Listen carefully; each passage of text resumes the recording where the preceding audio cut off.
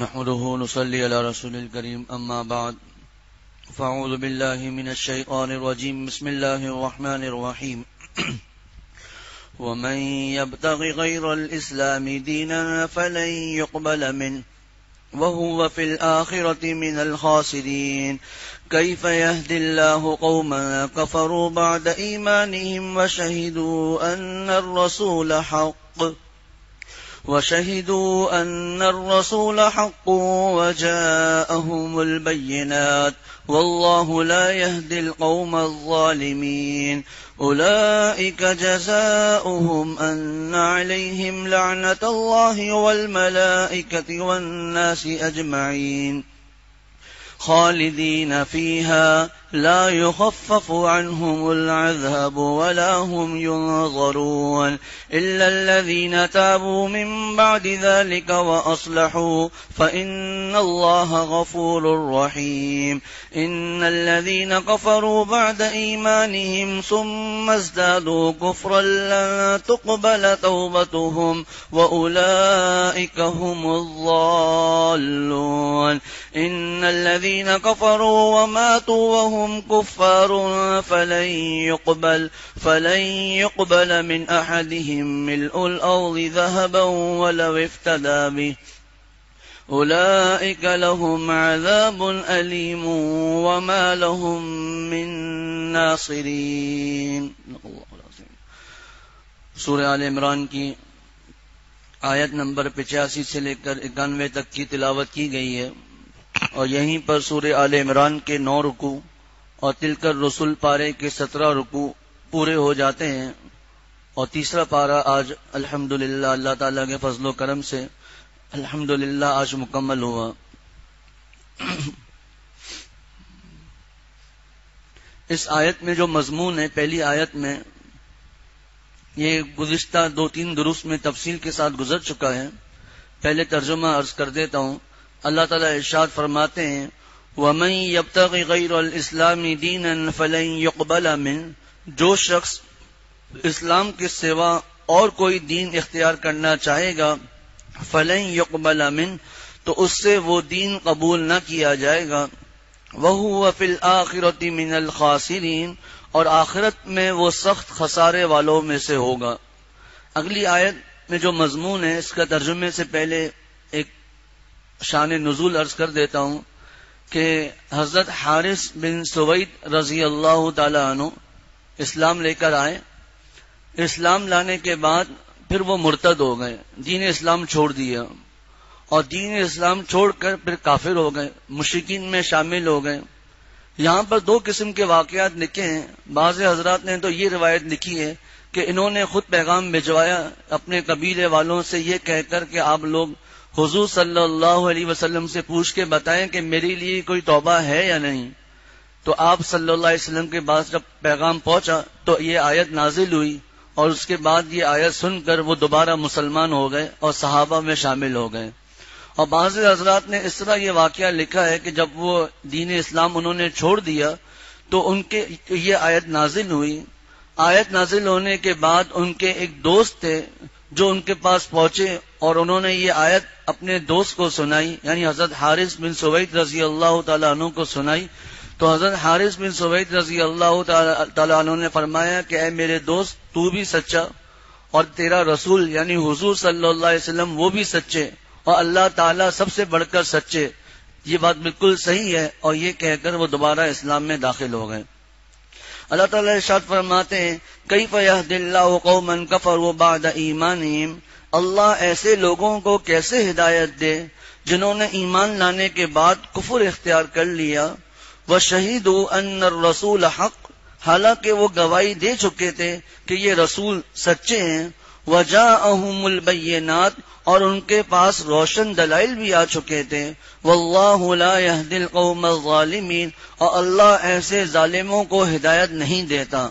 اولئک جزاؤہم ان علیہم لعنت اللہ والملائکۃ والناس اجمعین، ایسے لوگوں کی سزا یہ ہے کہ ان علیہم لعنت اللہ والملائکۃ والناس اجمعین، کہ ان پر اللہ کی اور فرشتوں کی اور تمام انسانوں کی پھٹکار ہے، تمام انسانوں کی لعنت ہے. خالدین فیہا، اسی پھٹکار میں، لعنت میں یہ ہمیشہ ہمیشہ رہیں گے. لا یخفف عنہم العذاب ولا هم ینظرون، نہ ان کے لیے عذاب ہلکا کیا جائے گا، ولا هم ینظرون، نہ انہیں کوئی مہلت دی جائے گی.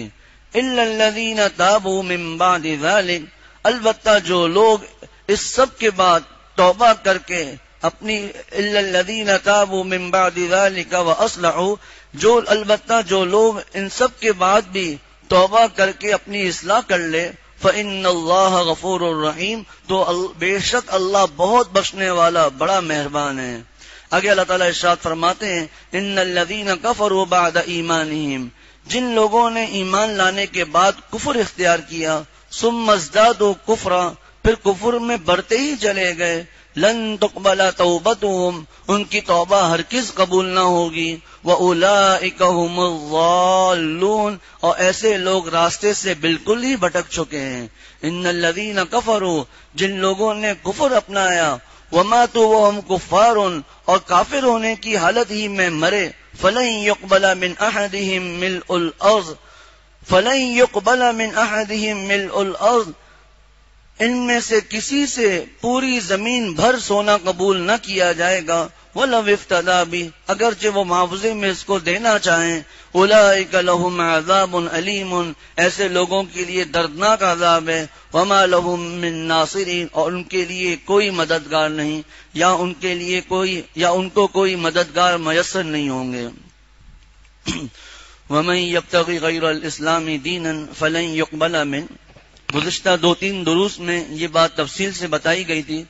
خلاصے کے طور پر بالکل معمولی سا عرض کر دیتا ہوں کہ ہر دور میں دین اسلام وہی دین تھا جو اس زمانے میں جو نبی تھے. حضرت موسیٰ علیہ السلام کے زمانے میں دین یہودی اسلام تھا. پھر اسی طرح ہر انبیاء کے دور میں جو ان کا مذہب تھا وہی دین اسلام تھا. حضرت عیسیٰ علیہ السلام کے زمانے میں دین نصرانیت یہی دین اسلام تھا. لیکن جب آپ صلی اللہ علیہ وسلم مبعوث ہوئے اور آپ صلی اللہ علیہ وسلم پر پہلی آیت اتری، اقرأ بسم ربک الذی خلق، یہ شروع کی جب غالباً 5 آیتیں جب اتری، تب اس کے بعد تمام کے تمام ادیان منسوخ ہو گئے. اب دین اسلام صرف وہی ہے جو آپ صلی اللہ علیہ وسلم دین لے کر آئے، اور آپ صلی اللہ علیہ وسلم کے بعد قیامت تک کوئی نبی نہیں آئے گا. اب دین اسلام جو اللہ تعالیٰ نے فرمایا ان الدین عند اللہ الاسلام، کے دین تو اللہ کے نزدیک اسلام ہی معتبر ہے، اس کے علاوہ کوئی دین معتبر نہیں. آج کے دن اب اس زمانے میں اور اسی طرح آپ صلی اللہ علیہ وسلم کے زمانے میں نہ دین یہودیت قبول ہے نہ دین نصرانیت قبول ہے. آپ صلی اللہ علیہ وسلم نے فرمایا کہ اگر موسیٰ علیہ السلام بھی اس زمانے میں ہوتے تو ان کو بھی سوائے میری اتباع کے کوئی چارہ نہیں تھا. اسی طرح فرمایا کہ حضرت عیسیٰ علیہ السلام جب آخری زمانے میں آئیں گے نبی تو وہ رہیں گے، کیونکہ جب ایک کو کسی کو اللہ نے نبوت عطا کر دی پھر وہ نبوت اللہ تعالیٰ چھینتے نہیں ہیں. نبی تو رہیں گے لیکن آپ صلی اللہ علیہ وسلم کے شریعت کے تابع ہوں گے. اور بعض حضرات نے لکھا ہے کہ حضرت عیسیٰ علیہ السلام پھر مجدد بھی ہوں گے، حضرت نبی کریم صلی اللہ علیہ وسلم کے دین کے مطابق تعلیمات عام فرمائیں گے. تو اب سوائے دین اسلام کے کوئی دین نہیں. تو اللہ تعالیٰ نے فرمایا وَمَن يَبْتَغِ غَيْرَ الْإِسْلَامِ دِينًا فَلَن يُقْبَلَ مِنْهُ، جو شخص اسلام کے سوا اور کوئی دین اختیار کرنا چاہے گا، یعنی حضور صلی اللہ علیہ وسلم کے طریقے کے علاوہ کسی اور طریقے کو اختیار کرے گا، کوئی اور مذہب اختیار کرے گا، فَلَن يُقْبَلَ مِنْهُ، تو اس سے وہ دین قبول نہ کیا جائے گا. وَهُوَ فِي الْآخِرَةِ مِنَ الْخَاسِرِينَ، اور وہ آخرت میں سخت خسارے والوں میں سے ہوگا. سخت خسارے والوں میں سے آخرت میں وہ ہوگا، یعنی جہنم میں جائے گا. اب اس کے بعد وہ واقعہ جو میں نے عرض کیا کہ حضرت حارث بن سوید رضی اللہ تعالی عنہ جو مسلمان ہو گئے تھے، صحابی رسول صلی اللہ علیہ وسلم تھے، لیکن اسلام چھوڑ کر پھر مرتد ہو گئے تھے. پھر ان کو اس آیت کے بارے میں پتہ چلا. بعض روایتوں کے مطابق انہوں نے اپنے خاندان میں سے کسی کو بھیجا کہ جا کر حضور صلی اللہ علیہ وسلم سے پوچھیں کہ میرے لیے کوئی توبہ ہے، کیا میرے لیے اسلام لانے کا کوئی اور راستہ ہے. تو یہ آیت نازل ہوئی. ان کو جب پتہ چلی وہ ایمان لے آئے اور پہلے سے بڑھ کر نیک کام کرنے لگے. اور بعض حضرات نے فرمایا جب یہ آیت نازل ہوئی تو ان کے ایک دوست ان کے پاس آئے اور آ کر بتلایا یہ آیت نازل ہوئی ہے، تو ان حضرت حارث بن سوید رضی اللہ تعالیٰ عنہ نے فرمایا کہ تو بھی سچا، اللہ کا رسول بھی سچا، اور اللہ تعالیٰ سب سے بڑھ کر سچے، اور یہ کہہ کر وہ اسلام میں داخل ہو گئے۔ اللہ تعالیٰ اس آیت میں ارشاد فرماتے ہیں کہ کیف یہدی اللہ قوما کفروا بعد ایمانہم، اللہ ایسے لوگوں کو کیسے ہدایت دے جنہوں نے ایمان لانے کے بعد کفر اختیار کیا، یعنی ایمان لے آئے اور ایمان لانے کے بعد کفر اختیار کر لیا، مرتد ہو گئے۔ وشہدوا ان الرسول حق، حالانکہ وہ گواہی دے چکے تھے کہ حضور صلی اللہ علیہ وسلم اللہ کے سچے نبی ہیں، آپ صلی اللہ علیہ وسلم اللہ کے سچے نبی ہیں، اس کی گواہی بھی دے چکے تھے۔ وجاءہم البینات، اور ان کے پاس روشن دلائل بھی آ چکے تھے، قرآن اور آپ صلی اللہ علیہ وسلم کے معجزات یہ ان کے پاس آ گئے تھے، سب پتا تھا، لیکن اس کے باوجود ان لوگوں نے ایمان چھوڑ دیا۔ تو اللہ تعالیٰ ارشاد فرماتے ہیں اللہ ایسے لوگوں کو کیسے ہدایت دے سکتا ہے؟ واللہ لا یہدی القوم الظالمین، اور اللہ ایسے ظالموں کو ہدایت نہیں دیتا۔ ایک بات جو میں کئی مرتبہ درس قرآن میں عرض کر چکا اور یہاں خاص طور پہ عرض کرتا ہوں، دیکھیے اس آیت کا میں مفہوم اور ترجمہ اور دوبارہ عرض کرتا ہوں، پھر اس پر ایک ظاہری طور پر ایک اشکال لازم آئے گا۔ ظاہری طور پر اس لیے کہا جاتا ہے کہ حقیقتاً وہ اشکال نہیں۔ دیکھیے آیت میں یہ مضمون ہے کہ جو ایمان لانے کے بعد، حضور صلی اللہ علیہ وسلم کی گواہی دینے کے بعد، واضح دلائل دیکھنے کے بعد کفر اختیار کر لے ایمان لانے کے بعد، اللہ تعالیٰ ایسے لوگوں کے بارے میں ارشاد فرماتے ہیں کہ اللہ ایسے لوگوں کو کیسے ہدایت دے سکتا ہے۔ معلوم ہوا اس آیت سے بظاہر کہ جو اس ایک کافر اللہ اس کو تو ہدایت دے سکتے ہیں، لیکن ایک شخص ایمان لانے کے بعد کفر اختیار کر رہا ہے، تو اس آیت سے یہ پتا چلتا ہے کہ اللہ ایسے لوگوں کو کیسے ہدایت دے دے گا۔ دیکھیے صاف اس آیت سے یہ پتا چل رہا ہے، حالانکہ ہم دیکھتے ہیں اور پڑھا سنا کہ کتنے ہی لوگ ایسے تھے جو مرتد ہونے کے بعد دوبارہ اسلام لے آئے۔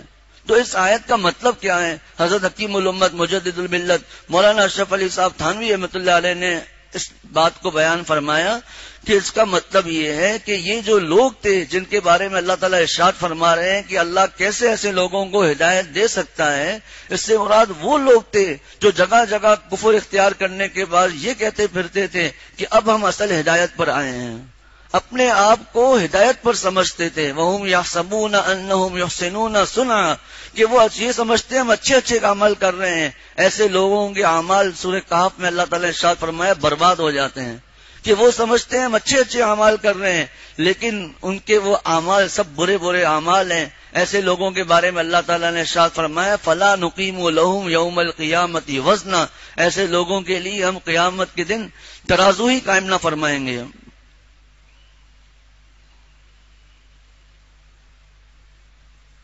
قُلْ هَلْ نُنَبِّئُكُمْ بِالْأَخْسَرِينَ أَعْمَالًا، کہ ہم تمہیں بتائیں کہ کون لوگ ہیں جو اپنے اعمال میں سب سے زیادہ ناکام ہیں۔ الَّذِينَ ضَلَّ سَعْيُهُمْ فِي الْحَيَاةِ الدُّنْيَا، یہ وہ لوگ ہیں کہ دنیاوی زندگی میں ان کی ساری کری کرائی محنت سیدھے راستے سے بھٹکی ہوئی ہے۔ وَهُمْ يَحْسَبُونَ أَنَّهُمْ يُحْسِنُونَ صُنْعًا، اور وہ سمجھتے ہیں کہ ہم اچھے کام کر رہے ہیں۔ اللہ تعالیٰ ایسے لوگوں کے بارے میں ارشاد فرماتے ہیں أُولَٰئِكَ الَّذِينَ كَفَرُوا بِآيَاتِ رَبِّهِمْ وَلِقَائِهِ فَحَبِطَتْ أَعْمَالُهُمْ، ان کی جو اعمال ہیں وہ غارت ہو گئے۔ فَلَا نُقِيمُ لَهُمْ يَوْمَ الْقِيَامَةِ وَزْنًا، قیامت کے دن ہم ان کے لیے ذرہ بھی وزن قائم نہ کریں گے۔ وہ سمجھتے ہیں ہم اچھے اعمال کر رہے ہیں۔ تو یہ جو لوگ تھے وہ یہ سمجھتے تھے کہ ہم لوگ، اور جگہ جگہ یہ کہتے تھے کہ اب ہم لوگ ہدایت پر آئے ہیں۔ حضرت حکیم الامت مجدد الملت مولانا اشرف علی صاحب تھانوی رحمۃ اللہ علیہ کو اللہ تعالیٰ جزائے عظیم عطا فرمائے، حضرت والا نے ایک بڑی عجیب و غریب اس کی ایک مثال عطا فرمائی۔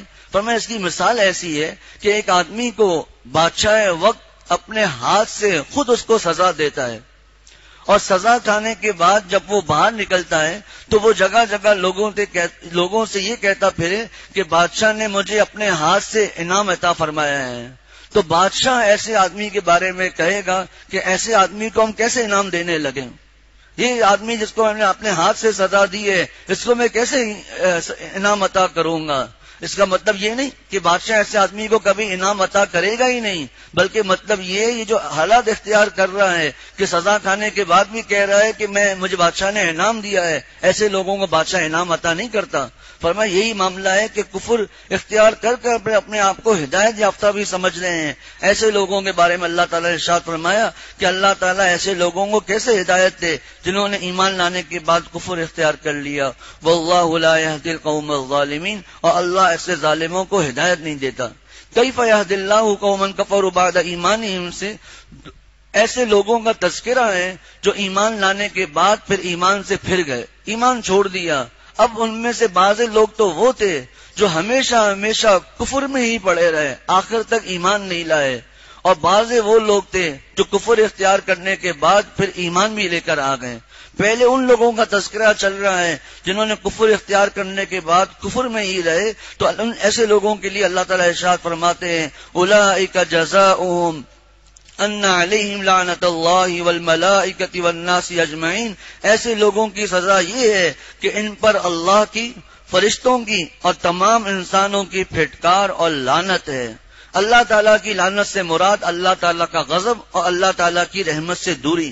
فرشتوں کی لعنت سے مراد کہ یہ فرشتے بدوا دے رہے ہیں کہ اللہ تعالیٰ ان لوگوں پر لعنت فرمائے، اور تمام لوگوں کی لعنت کا مراد یا تو اہل ایمان ہے کہ اہل کفر پر لعنت اختیار کرتے ہیں، یا اس سے مراد یہ ہے کہ تمام کے تمام لوگ ایسے لوگوں پر لعنت کرتے ہیں، چاہے وہ مسلمان ہو چاہے وہ کافر ہو۔ کوئی کہہ سکتا ہے کافر کس طرح لعنت کریں گے؟ تو فرمایا کہ آخرت میں، بعض حضرات نے فرمایا دنیا میں بھی لعنت پڑ جاتی ہے، اور بعض حضرات نے فرمایا آخرت میں، اور اس کے لیے قرآن پاک میں مختلف آیتیں ہیں۔ اللہ تعالیٰ ارشاد فرماتے ہیں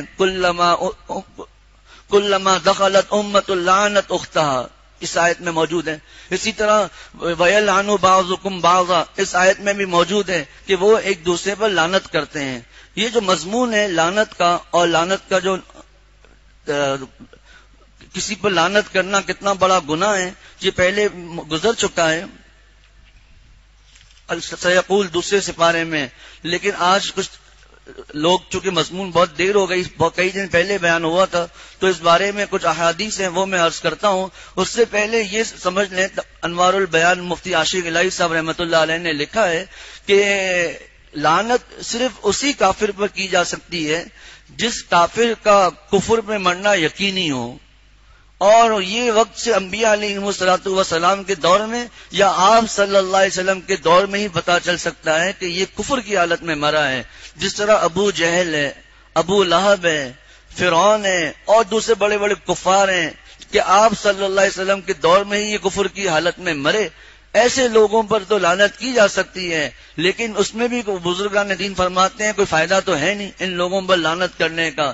لیکن اس کے علاوہ جتنے کفار ہیں، کوئی یہ نہیں کہہ سکتا کہ فلاں کافر کفر کی حالت میں مرا ہے۔ حتیٰ کہ کوئی کافر اگر خودکشی کر کے بھی مرا ہے، ہم یہ نہیں کہہ سکتے کہ وہ کفر کی حالت میں مرا ہے۔ وہ الگ بات ہے کہ خودکشی اتنا بڑا گناہ ہے کہ حدیث شریف میں آتا ہے جو جس طرح خودکشی کرے گا وہ قیامت کے روز تک اپنے آپ کو اسی طرح مارتا رہے گا۔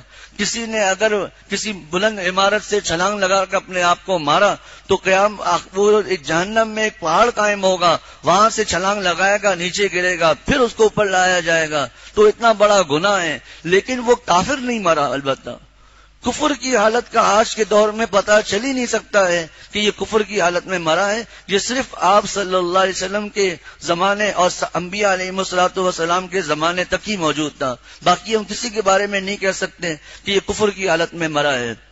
اب یہ لعنت کا جو جملہ ہے یہ آج کل عام ہو چکا ہے، خصوصاً عورتوں میں کہ یہ معاملہ عام ہے، چھوٹی چھوٹی باتوں پر لعنت کرنے لگتی ہیں۔ پھر مردوں میں بھی یہ بات عام ہوتی جا رہی ہے، جو چھوٹی چھوٹی باتوں پر لعنت کرتے ہیں، فلاں پر لعنت ہو، فلاں پر لعنت ہو۔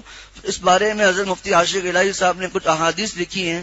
پہلی حدیث ابو داؤد شریف میں یہ حدیث شریف ہے، آپ صلی اللہ علیہ وسلم نے فرمایا بلا شبہ جب کوئی شخص کسی پر لعنت کرے تو لعنت آسمان کی طرف چڑھ جاتی ہے، سو آسمان کے دروازے بند کر دیے جاتے ہیں، پھر زمین کی طرف اتاری جاتی ہے، سو زمین کے دروازے بھی بند کر دیے جاتے ہیں، پھر وہ لعنت دائیں بائیں اپنا راستہ دیکھتی ہے، جب کوئی جگہ نہیں پاتی تو اس پر لوٹ جاتی ہے جس نے لعنت کے لفظ زبان سے نکالے تھے۔ اب چھوٹی چھوٹی باتوں میں جو لعنت کی جاتی ہے اس کا کتنا بڑا گناہ ہے. ایک روایت میں ہے کہ ایک شخص کی چادر ہوا نے ہٹا دی. اس زمانے میں پر گھروں میں دروازے ہر جگہ نہیں ہوتے تھے، آج بھی بہت سے گاؤں میں ایسا ہی ہے، پردے ہوتے تھے. اس نے ہوا پر لعنت کر دی.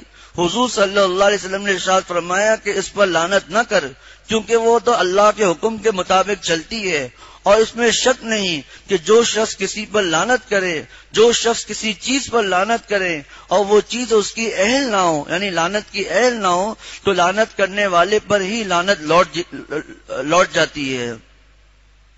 اسی طرح لکھا ہے کہ ایک تو لعنت ہے، اس کے علاوہ جو اس کے ہم معنی الفاظ ہیں، جیسے مردود کہہ دیا جاتا ہے تو مردود ہیں، یا تو ملعون ہے، یا تو اس پر پھٹکار ہے، وہ سب اسی معنی میں آتا ہے. اللہ تعالیٰ ہم سب کی حفاظت فرمائے. ان علیہم لعنت اللہ والملائکۃ والناس اجمعین خالدین فیہا. ایسے لوگ اسی پھٹکار میں، اسی لعنت میں ہمیشہ ہمیشہ رہیں گے. اور یہاں پر پھٹکار سے مراد ہے دوزخ، ہمیشہ ہمیشہ دوزخ میں رہیں گے. لا یخفف عنہم العذاب، نہ ان کے لیے عذاب ہلکا کیا جائے گا. یہ نہیں کیا جائے گا عذاب دیا پھر کم کر دیا، پھر عذاب دیا پھر کم کر دیا. ولا ہم ینظرون، نہ انہیں کوئی مہلت دی جائے گی. یعنی اس طرح نہیں ہوگا کہ عذاب ہوتا رہا، جب دیکھا وہ تھک گیا تو وہ عذاب اس کے اوپر سے ہٹا دیا، پھر وہ عذاب ہوتا رہا، پھر دیکھا وہ عذاب اس کے اوپر سے تھک گیا، وہ عذاب اس کے اوپر سے ہٹا دیا گیا. قرآن پاک میں آتا ہے کلما نضجت، ایک جگہ پر لکھا ہے قرآن پاک میں کہ جب جس کو جہنم کی سزا ہوگی، وہ اس کی جو کھال جسم سے اترے گی، پھر دوسری کھال اس کی جگہ پر آ جائے گی. تو جہنم کے عذاب میں کوئی مہلت نہ ملے گی کہ یہ کفار آ کر کوئی دم لے لیں، تھوڑا سا ان کو سکون ہو جائے، مسلسل وہ عذاب چلتا رہے گا. اب وہ لوگ جو مرتد ہوئے پھر ایمان لے آئے، ان کا حال بیان کیا جا رہا ہے. الا الذین تابوا من بعد ذلک، البتہ جو لوگ اس سب کے بعد توبہ کر لیں، وہ اصلحوا، اور اپنی اصلاح کر لیں. دیکھیے جملہ یاد رکھیے گا، توبہ کا جملہ یہاں پر آ رہا ہے کہ وہ توبہ کر لیں اس کے بعد. اور یہ وہ اصلحوا تابو کی تفسیر ہے کہ توبہ سے مراد کیا ہے. یہاں پر توبہ سے مراد ہے کہ اپنے حالات بھی درست کر لیں. یہ نہیں کہ ابھی بھی کفر، توبہ تو کر لی لیکن ابھی بھی کفر میں لگا ہوا ہے. وہ اصلحوا، اور اپنی اصلاح کر لے. فإن اللہ غفور الرحیم، تو بے شک اللہ بہت بخشنے والا بڑا مہربان ہے. یعنی جو انہوں نے گناہ کیا، جو کفر اختیار کیا، اللہ تعالیٰ اس کو بخش دیں گے. اور رحیم، اللہ تعالیٰ بڑا مہربان ہے کہ ایسے شخص کو اللہ تعالیٰ جنت بھی عطا فرما دیں گے. آگے اللہ تعالیٰ ارشاد فرماتے ہیں اب ہو سکتا ہے کوئی شخص کافر یہ جب سنے الا الذین تابوا من بعد ذلک، کہ اگر میں توبہ کر لوں گا اور اچھے اچھے کام کرنا لگوں گا تو میری مغفرت ہو جائے گی. معلوم ہوا کہ مجھے کوئی ایمان لانے کی تو مجھے ضرورت ہی نہیں، کیونکہ آپ دیکھیے بہت سے گناہ ایسے ہیں کہ کفار بھی اس کو گناہ سمجھتے ہیں. جس طرح کسی کو ستانا، دھوکہ دینا، ملاوٹ کرنا، پھر بعض کفار شراب کو تک برا سمجھتے ہیں. اور بھی بہت سے گناہ ایسے ہیں کہ کفار بھی ان کو برا سمجھتے ہیں. اب کافر اگر اس سے توبہ کر لے ان گناہوں سے اور یہ سمجھے کہ میں ان فضیلتوں کا مستحق ہو جاؤں گا، تو ایسے لوگوں کی اگلی آیت میں تردید فرما دی کہ ان الذین کفروا بعد ایمانہم، جن لوگوں نے ایمان لانے کے بعد کفر اختیار کر لیا، ثم ازدادوا، پھر کفر میں بڑھتے ہی چلے گئے، لن تقبل توبتهم، ان کی توبہ ہرگز قبول نہ ہوگی. یعنی اگر وہ گناہوں سے توبہ کر بھی لیں لیکن چونکہ انہوں نے ابھی تک کفر اختیار کیا ہوا ہے اس لیے ان کی توبہ قبول نہ ہوگی. یعنی کافر ہونے کی حالت میں جب تک وہ ایمان نہ لائے تو چاہے وہ کتنی بھی توبہ کر لے، چاہے وہ کتنے بھی اچھے اچھے اعمال کر لے، غریبوں کی مدد کر رہا ہے، ان کو گھر بنا کر دے رہا ہے، ان کو کمبل، کپڑے، راشن وغیرہ دے رہا ہے، لیکن کفر اختیار کیا ہوا ہے تو اس کا فائدہ، ان نیکیوں کا، اچھے کاموں کا فائدہ آخرت میں کچھ نہ ہوگا. لن تقبل توبتهم، ان کی توبہ ہرگز قبول نہ ہوگی. واولئک هم الضالون، اور ایسے لوگ راستے سے بالکل ہی بھٹک چکے ہیں. اس آیت مبارکہ میں کون لوگ مراد ہیں کہ ایمان لانے کے بعد کفر اختیار کیا پھر کفر میں ہی بڑھتے چلے گئے، کفر میں ہی بڑھتے چلے گئے؟ بعض حضرات نے فرمایا کہ اس سے مراد یہود ہیں کہ یہود حضرت موسیٰ علیہ الصلوۃ والسلام اور تورات پر تو ایمان لے آئے ایمان لانے کے بعد کفر کیا. کیا مطلب؟ حضرت عیسیٰ علیہ الصلوۃ والسلام اور ان کی کتاب انجیل کا انکار کر لیا. پھر اور زیادہ کفر میں اضافہ کیا اپنے کہ آپ صلی اللہ علیہ وسلم کا انکار کیا, قرآن پاک کا انکار کیا. بعض حضرات نے فرمایا اس میں یہود اور نصارہ دونوں کے دونوں داخل ہیں کہ ان لوگوں نے اپنے انبیاء پر ایمان لانے کے بعد پھر کفر اختیار کیا. کیا مطلب؟ کہ سب نشانیاں معلوم تھی کہ یہ آپ صلی اللہ علیہ وسلم اللہ تعالیٰ کے رسول ہیں, لیکن اس کے باوجود وہ لوگ انکار کرتے چلے گئے. پھر کفر کی حالت میں مزید کفر اختیار کیا, گناہ کرتے رہے. اسی کو اللہ تعالیٰ نے ارشاد فرمایا پھر کفر میں ہی بڑھتے چلے گئے. بعض حضرات نے فرمایا اس سے مراد یہ ہے کہ قرآنی آیات نازل ہونے کے بعد کفر اختیار کیا, پھر مزید گناہ در گناہ میں وہ مبتلا رہے. تو ایسے لوگوں کے بارے میں اللہ تعالیٰ ارشاد فرما رہے ہیں کہ وہ لوگ جنہوں نے ایمان لانے کے بعد کفر کیا پھر کفر میں ہی بڑھتے چلے گئے, لن تقبل توبتهم, ان کی توبہ ہرگز قبول نہ ہوگی. واولئک هم الضالون, اور ایسے لوگ راستے سے بالکل ہی بھٹک چکے ہیں. آگے اللہ تعالیٰ ارشاد فرماتے ہیں ان الذین کفروا وماتوا وهم کفار, کہ جو لوگ جن لوگوں نے کفر اختیار کیا اور کفر کی حالت میں ہی مر گئے. اب دو تفسیریں ہیں. ایک تو اس کی اگلی آیت کی تفسیر یہ ہے کہ اگر ان لوگوں نے دنیا میں پوری دنیا میں جتنا سونا سمایا جا سکتا ہے, گولڈ, اتنا سونا اور گولڈ اللہ کی راستے میں بھی انہوں نے صدقہ کیا ہوگا, تب بھی اتنا صدقہ کرنے کے باوجود وہ لوگ آخرت میں نجات نہ پا سکیں گے. جو لوگ کفاروں کی تعریف کرتے ہیں کہ دیکھیے جگہ جگہ یہ لوگ غریبوں کا خیال رکھتے ہیں, ان تک دوائیاں پہنچاتے ہیں, ان کے علاج کرتے ہیں. اللہ تعالیٰ شاید میں ارشاد فرماتے ہیں کہ ساری زمین بھر سونا بھی وہ صدقہ کیا ہو انہوں نے دنیا میں, لیکن ایک ایمان نہیں لے کر آئے تو ان کا یہ عمل یہ قبول نہ کیا جائے گا. بعض حضرات نے اس کو اس طرح لکھا ہے, اس آیت کو اس طرح سمجھایا ہے کہ اگر کافر کے پاس جہنم میں جانے کے بعد اتنا سونا ہو جس سونے سے ساری دنیا سونے سے بھر جائے, اتنا سونا بھی اس کے پاس ہو, تب بھی وہ سونا دے کر وہ نجات نہیں پا سکتا. روایتوں میں آتا ہے, بخاری اور مسلم شریف کی روایت ہے کہ حضرت انس بن مالک رضی اللہ تعالیٰ عنہ راوی ہیں کہ رسول اللہ صلی اللہ علیہ وسلم نے فرمایا کہ قیامت کے دن خفیف ترین عذاب والے دوزخی سے اللہ فرمائیں گے, یعنی جس دوزخی کو سب سے ہلکا عذاب دیا جا رہا ہوگا اس سے فرمائیں گے اللہ تعالیٰ اگر تیرے پاس روئے زمین کی تمام چیزیں ہوں, پوری زمین میں جتنا سونا ہے, جتنی چاندی ہے, جتنے ہیرے جواہرات ہیں, جتنے خزانے ہیں, سب کے سب تیرے پاس ہوں, تو کیا آج عذاب سے چھوٹنے کے لیے تو وہ سب چیزیں دے دے گا؟ اللہ تعالیٰ پوچھیں گے. دوزخی کہے گا جی ہاں اللہ, دوزخی کہے گا جی ہاں میں ایسا کرنے کے لیے تیار ہوں. اللہ تعالیٰ فرمائیں گے جب تو آدم کی پشت میں تھا, پہلے بھی عرض کیا تھا ایسے موقع پر علیہ السلام وغیرہ نہیں پڑھا جائے گا, جب تو آدم کی پشت میں تھا اس وقت میں نے تجھ سے اس سے بہت زیادہ آسان چیز کی خواہش کی تھی کہ پیدا ہونے کے بعد میرے ساتھ کسی کو شریک نہ قرار دینا, مگر تو بغیر شریک کے نہ رہا. اللہ تعالیٰ فرمائیں گے تو میں نے تو صرف اتنا کہا تھا کہ میرے ساتھ کسی کو شریک مت ٹھہرا اور لا الہ الا اللہ محمد الرسول اللہ صلی اللہ علیہ وسلم پڑھ لے, شرک نہ کر, میں تجھے ایک دن ضرور بالضرور جنت میں داخل کروں گا. حدیث شریف میں آتا ہے من قال لا الہ الا اللہ دخل الجنہ, جس نے ایک دفعہ لا الہ الا اللہ پڑھ لیا, کلمہ پورا پڑھ لیا, اور اس کلمے کے خلاف اس نے ساری زندگی کوئی کام نہ کیا, تو وہ شخص جنت میں داخل ہوگا. ایک روایت میں آتا ہے, غالباً بخاری شریف کی روایت ہے, حضرت ابو ذر یا حضرت ابو ہریرہ رضی اللہ تعالیٰ عنہ میں سے کسی نے عرض کیا, جملہ ہے وَإِن زَنَا وَإِن سَرَقَ, اگرچہ وہ زنا کرے اور اگرچہ وہ چوری کرے. ایسا 3 مرتبہ ہوا. پھر آپ صلی اللہ علیہ وسلم نے فرمایا, ایک عربی کا ایک مفہوم ہے جس کا کوئی بدوا کا نہیں ہوتا, لیکن عربی کا ایک جملہ ہے علی رغم ابی ذر او کما قال علیہ الصلوۃ والسلام, اگرچہ ابو ذر کی ناک خاک آلود ہو جائے, یہ کوئی بدوا نہیں ہے, یہ ایک جملہ ہے. اگرچہ ایسا بھی ہو جائے پھر بھی جو ایمان لے آئے وہ انشاءاللہ ضرور ضرور جنت میں داخل ہوگا.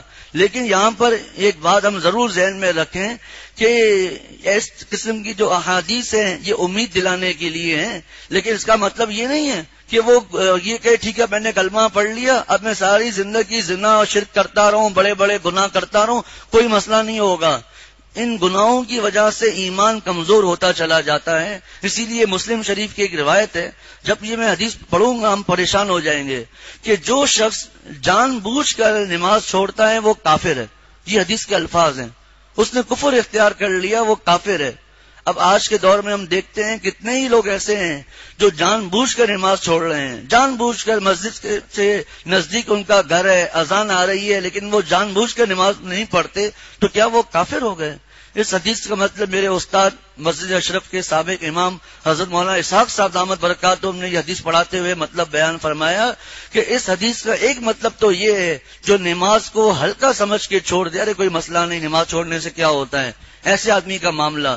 ایک مطلب جو بیان کیا، جو میں ابھی یہاں بیان کرنا مقصود ہے، وہ مطلب یہ ہے کہ یہ نماز چھوڑنا یہ ایسا عمل ہے کہ ایک دن یہ کفر میں پہنچا سکتا ہے۔ اسی طرح حدیث شریف میں آتا ہے، آپ صلی اللہ علیہ وسلم نے فرمایا کہ زانی زنا کرنے کی حالت میں ایمان والا نہیں ہوتا، زانی زنا کی حالت میں ایمان والا نہیں ہوتا، اور غالباً اس حدیث میں اور بھی 2-3 گناہ اس طرح لکھے ہیں۔ اس حدیث کا بھی مطلب یہ ہے کہ جب وہ گناہ شروع کرتا ہے تو وہ اس کا جو ایمان ہے وہ نکل کر سامنے کھڑا ہو جاتا ہے۔ تو ان حدیث جو میں نے ابھی پڑھی کہ صرف کلمہ پڑھ لیا نجات ہو جائے گی، یہ ہمیں امید دلانے کے لیے ہے، لیکن ساتھ ساتھ ہمیں اپنے ایمان کی حفاظت کی بھی کوشش کرنی ہے، اپنے ایمان کی حفاظت کی بھی۔ یہ حدیث سن کر بالکل ہی یہ سوچنا کہ چلو اچھا ہوا آج یہ حدیث پتہ چل گئی کہ سب کچھ ہو جائے گا، کوئی مسئلہ نہیں ہے، ایک دن جنت میں تو جانا ہی ہے، تو نعوذ باللہ دنیا میں بھی مزے اٹھاؤ، آخرت میں تو مزے ہیں ہی ہیں، یہ مطلب نہیں۔ اس کو اور زیادہ آسان ہمارے پیارے شیخ حضرت والا شیخ العرب والعجم حضرت مولانا شاکی محمد اختر صاحب نے فرمایا ہے کہ ایک شخص لنگی اور بنیان پہن کر ٹرین میں سوار ہوا، فرسٹ کلاس کے ڈبے میں، فرسٹ کلاس کے ڈبے میں سوار ہوا، لوگ پریشان ہو گئے یہ کہاں سے آ گیا؟ اب ہر شخص کہہ رہا ہے باہر نکلو باہر نکلو، وہ کہتا ہے کہ نہیں میں تو نہیں نکلوں گا۔ جب ٹی ٹی آیا اس سے ٹکٹ مانگا، ٹکٹ دکھا دیا، ٹی ٹی نے کہا اس کو کوئی باہر نہیں نکال سکتا۔ حضرت نے فرمایا اب جس اسٹیشن پہ وہ رکتے، پرانے لوگ اترتے نئے لوگ چڑھتے، تو وہ یہی کہتا اس کو باہر نکالو، تو دوسرے لوگ کہتے بھائی اس کو کچھ مت کہو، اس کے بعد ٹکٹ ہے۔ فرمایا یہ آدمی لاہور تو پہنچ جائے گا لیکن کتنی رسوائی کے بعد پہنچے گا۔ فرمایا اسی طرح جس نے کلمہ پڑھ لیا اس کے پاس جنت کا فرسٹ کلاس کا ٹکٹ آ گیا اس کے پاس، اور اسی حالت میں مرا، کوئی اسلام کے خلاف بات نہیں کی، وہ انشاءاللہ یقینی طور پر جنت میں جائے گا، لیکن دوزخ کے راستے سے۔ اللہ من تاب، اللہ تعالیٰ چاہیں تو بغیر کسی حساب و کتاب کے جنت میں ڈال دیں، وہ اللہ تعالیٰ کی مرضی ہے، لیکن علماء اور بزرگان دین اللہ والے یہ قانون بتلا دیتے ہیں کہ قانون تو یہی ہے۔ اب حدیث شریف میں آتا ہے کہ ایک شخص جہنم میں ہوگا، جب اس کی سزا پوری ہوگی تو اللہ تعالیٰ اس کو جنت میں داخل کریں گے، لیکن اس کے یہاں پیشانی پر جہنمی لکھا ہوا ہوگا۔ اب دیکھیے جنت میں جانے کے باوجود پیشانی پر جہنمی لکھا ہوا ہوگا، حدیث شریف میں آتا ہے، لوگ اس کو جہنمی کہیں گے تو وہ اللہ تعالیٰ سے درخواست کرے گا، اے اللہ آپ نے اتنا مجھ پر انعام کیا ہے کہ مجھے دوزخ سے نکال کر جنت میں لے آئے، تو یہ جو رسوائی ہے میرے اوپر جہنمی لکھا ہوا، اے اللہ وہ بھی ہٹا دیجیے۔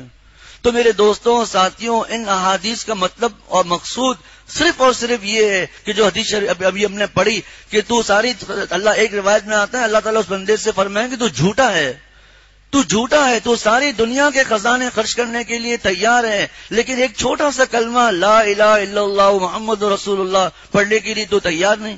اسی مضمون کو قرآن پاک میں ایک دوسری جگہ اس طرح آتا ہے، ان الذین کفروا، جو لوگ کافر ہیں، لو ان لهم ما فی الارض جميعا ومثله معه لیفتدوا به من عذاب یوم القیامت ما تقبل منهم۔ یہاں تو یہ مضمون ہے کہ زمین بھر سے سونا ہوتا، دوسری آیت جو چھٹے سپارے کی ابھی جو آیت پڑھی اس میں یہ مضمون ہے، لو ان لهم ما فی الارض جميعا ومثله معه، جو کچھ زمین میں وہ سب کچھ اور اس کے علاوہ ڈبل، یعنی ساری دنیا کے جتنے خزانے ہیں وہ اور اس کا دگنا اس کے پاس آ جائے اور وہ فدیے میں دینا چاہے، یعنی معاوضے کے طور پر دینا چاہے، وہ قبول نہیں ہوگا۔ اسی کو اللہ تعالیٰ نے دوسری جگہ اور مختلف انداز سے فرمایا یوم یفر المرء من اخیہ، کہ وہ قیامت کے دن ایسا گاڑا دن ہوگا کہ آدمی اپنے بھائی سے بھاگے گا، وامہ اپنی ماں سے، وابی اپنے باپ سے، وصاحبتی بیوی سے، وبنی اپنی اولاد سے، لکل امرئ منہم یومئذ شأن یغنی۔ مفہوم یہ ہے کہ ہر شخص کی اس دن الگ الگ شان ہوگی۔ اب مولانا حنیف جالندری صاحب دامت برکاتہم وفاق المدارس کے ناظم اعلیٰ اشرف المدارس میں آئے تھے، انہوں نے فرمایا کہ جتنی احادیث ہیں، جتنی تفسیریں ہیں، کئی اللہ تعالیٰ ہمیں دنیا میں ہی وہ چیزیں دکھا دیں گے۔ یہ جو وقت ہے کہ قیامت کے دن سب ایک دوسرے سے بھاگیں گے، کیوں کہ میری اولاد، میری بیوی، میرے والد کوئی مجھ سے ایک نیکی کا سوال نہ کر لیں۔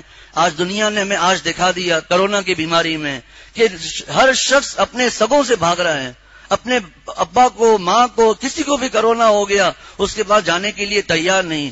یہ نہیں سوچتا اسباب اختیار کرنے میں اس کا انکار نہیں کر رہا، یہ نہیں سوچتا کہ میرے جو فلاں ہیں وہ پورا دن بیچارہ اکیلا بیٹھا ہوا ہے، تھوڑی دیر ہم جا کر بیٹھ جائیں، نہیں جاتے، ہمیں بیماری نہ لگ جائے۔ جب دنیا میں ایک بیماری جس میں ہلاکت یقینی بھی نہیں ہے، اس سے انسان اتنا ڈر رہا ہے کہ اپنے سگوں سے بھاگ رہا ہے، اور کتنے ایسے ہیں، کتنے مہینے ہو گئے اپنے رشتہ داروں کے پاس نہیں جا رہے کہ بیماری نہ لگ جائے۔ جب دنیا میں ہی رشتہ دار کام نہ آئیں گے تو آخرت میں کیا کام آئیں گے؟ اللہ تعالیٰ نے ہمیں دنیا میں دکھا دیا یوم یفر المرء من اخیہ وامہ وابیہ۔ وجہ وہاں کیا ہوگی کہ مجھ سے نیکی کا مطالبہ نہ کر دیں، بلکہ وہاں پر میں بات عرض کرتا ہوں یہ تک ہوگا کہ مثال شوہر نے بیوی کو ستایا، بیوی نے شوہر کو ستایا۔ اب ایک حدیث شریف میں صاف موجود ہے کہ ایسے لوگوں کے گناہ اس پر ڈال دیے جائیں گے۔ اس سے بیوی نہیں سوچے کہ میرے شوہر نے میرے اتنا خیال رکھا، اگر معافی تلافی نہیں ہوئی تو اس کے گناہ شوہر پر لاد دیے جائیں گے، اور وہ خوش ہوگی کہ میرے گناہ تو کم ہوئے۔ وہ یہ نہیں سوچے کہ میرے شوہر کا کیا حال ہوا، بلکہ وہ تو خوش ہوگی کہ میرے گناہ تو کم ہوئے، میرے لیے جنت کا راستہ تو آسان ہو گیا۔ تو اللہ تعالیٰ اس کافر سے جس کو سب سے کم عذاب ہو رہا ہوگا یہ فرمائیں گے تو جھوٹ بولتا ہے، اگر تو سچا ہوتا تو ضرور کلمہ پڑھ لیتا۔ اللہ تعالیٰ ارشاد فرماتے ہیں ان الذین کفروا وماتوا وهم کفار فلن يقبل من احدهم ملء الارض ذهبا۔ اس حالت میں ان میں سے کسی سے پوری زمین بھر سونا قبول نہ کیا جائے گا، ولو افتدا بھی، اگرچہ وہ خود اس کو دینا چاہے، مطالبہ تو دور کی بات ہے، اگر وہ خود بھی دینا چاہے تو اسے قبول نہ کیا جائے گا۔ وما لهم من ناصرین، اور ان کے لیے کوئی مددگار نہ ہوگا۔ اللہ تعالیٰ ہم سب کو آخرت کی تیاری کرنے کی توفیق عطا فرمائے۔ ربنا تقبل منا انک انت السمیع العلیم وتب علینا انک انت التواب۔